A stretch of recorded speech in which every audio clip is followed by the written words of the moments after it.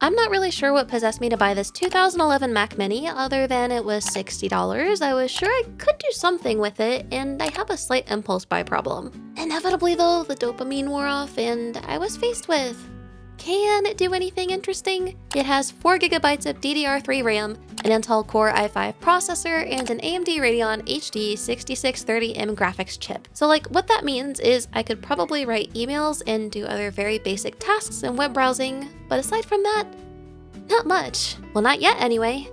I think, because the thing is this Mac Mini can be upgraded. Not the GPU, that little chip is soldered to the logic board, which is the stupid way of saying motherboard, but the HDD can be upgraded to an SSD, and we can also install some more RAM. Because while on paper it's only able to handle up to 8GB of RAM, it's actually able to take up to 16GB.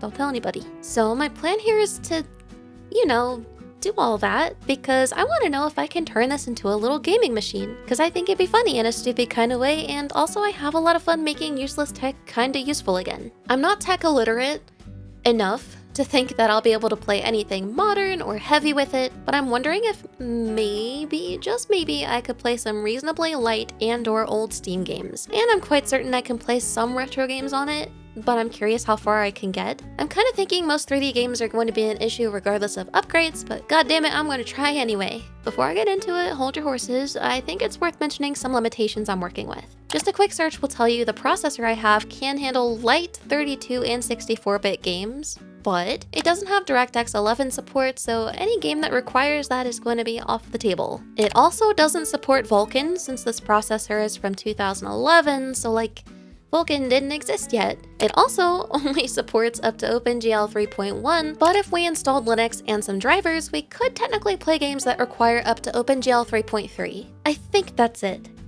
Hopefully.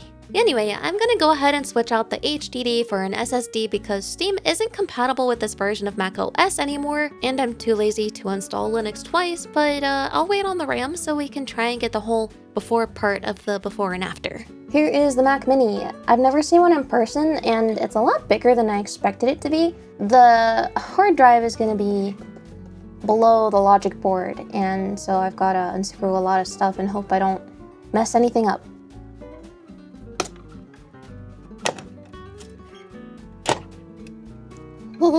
Okay, now it's time to put in the SSD. I really hope that when I screw everything back together, this thing actually still turns on. Hi, this is Editor Yewf. Funny thing is, actually at first it wouldn't turn on, and I tried opening it multiple times to see what the problem was. It took me an hour, and then I realized that I didn't have it plugged into the wall. Also, I have no idea why they made this part so difficult to put back on, but it was a time. Trying to get this Mac Mini to game might feel just a little unnecessary, but you know what is necessary? Making important medical appointments. Health is super important, but finding care and making appointments can feel really intimidating. As I've told you guys before, I put off getting my annual eye exam for years. And that whole month I was sick recently, if I had gone to a doctor sooner, I probably would have gotten better much faster. I just get so anxious about calling around trying to get an appointment, and with my ADHD, it's difficult to get started with a lot of things, let alone something I don't even want to do. Well, thanks to ZocDoc, the sponsor of today's video, finding healthcare is so effortless, even I can't justify putting it off anymore. Instead of being faced with the huge task of searching through tons of websites and calling around to different doctors just to find out if they have availability, ZocDoc lets me easily search for and compare thousands of healthcare providers all in one place. And it gives me information on each doctor plus reviews from real patients so I can easily find the right fit for me. Appointments happen super fast, and you might even find same-day appointments. Plus, best of all, ZocDoc is totally free, which is huge considering how expensive healthcare can get already. If you've been putting off taking care of your health like I had, give ZocDoc a try using my link, which I'll put in the pinned comment and description. It'll be so easy, and I promise it's gonna feel great checking that appointment off your to-do list. Thanks to ZocDoc for sponsoring the video.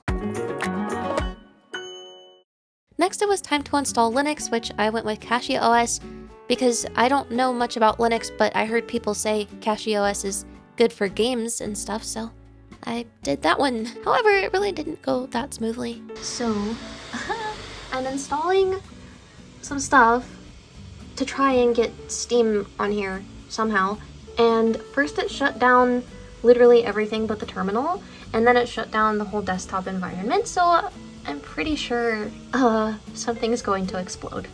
It straight up just stopped. I tried rebooting and I don't know what the bleep is going on, bro. So it is now like taking about 6 years for it to do anything, and then it totally froze once it booted up the desktop environment. So I think it might be time to put the new RAM in.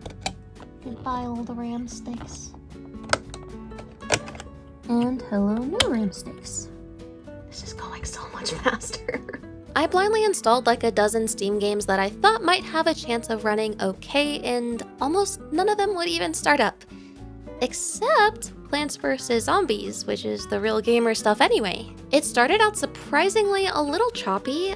I say surprisingly because it's a light game, it's very old, and it's 2D. So when it actually opened, I was kinda expecting it to run super smoothly. As you can see though, the Mac Mini was struggling just a little bit with the frame rate, and the fan was getting loud enough I was actually starting to get a little bit worried. While the fan never did slow down, as the game went on for a little bit, the frame rate did get much smoother, which was a little unexpected because at that point there was way more going on graphically. But anyway, Plants vs. Zombies was playable, so we know that absolute worst case scenario, this can be a little PVZ machine, which is super useful.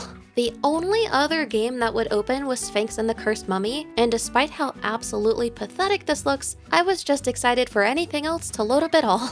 I thought mayhaps if I lowered the graphics settings and resolution that would help out a lot, but it literally didn't do a damn thing, so I didn't even bother trying to actually play the game. Because as funny as that would be, I didn't feel like torturing myself for like 6 hours just to get past the first cutscene to where I could even actually play. It was really unfortunate that only one Steam game from my library was playable, but where this Mac Mini really has a chance to do well is emulating retro games. Like I said before, and as of the time of writing this particular section, I'm not sure how 3D games are going to do, but I'll at least try, and I think 2D is gonna go really well. Ahem. Well, this is Future Youth speaking now, hi. And yeah, I tried 2D first with Genesis emulation and it ran super smoothly. I didn't have to adjust anything, zero complaints, yay. And to my surprise, some 3D games ran really well too. I was half expecting even PS1 emulation to have some kind of problem on my Mac Mini, but nope, it didn't so much as stutter even once. Likewise, Dreamcast was perfect. The weirdness you see with Sonic's character model is an issue I had on my pretty beefy PC also, so that's most likely an emulation setting I could mess with somewhere and has nothing to do with performance.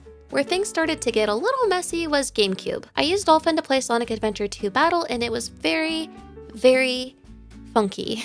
To start, my controller would not work if the game was in full screen for some reason, and the analog sticks were inverted, which was weird, and the game was basically in slow motion. So with that, I'm going to assume GameCube in general is just a no-go, and so I didn't even bother trying Wii. Moving on to handhelds, I knew for sure that Game Boy would be fine, so I wasn't going to waste time with that. I really wanted to try PSP, DS, and 3DS. Well, I'm sad to report that DS didn't run the best. As soon as I opened up Pokemon Heart Gold, the Mac Mini's fan started going into maximum overdrive, and while it's not awful, the game definitely had a stutter going on. 3DS was already kind of a long shot, but at this point I knew it was just doomed. I tried it anyway, but Tomodachi Life, which objectively does not have a lot going on, had a really hard time, usually running at like 6 frames per second. There was one point where it got to 30 for a minute, and that's it. Also, don't mind the faceless me, you need to install something else to be able to see me faces in the game when you emulate it, but I didn't even bother. But on a positive note, PSP ran really nicely. I tried Birth by Sleep and had 0 issues whatsoever. Not a zilch.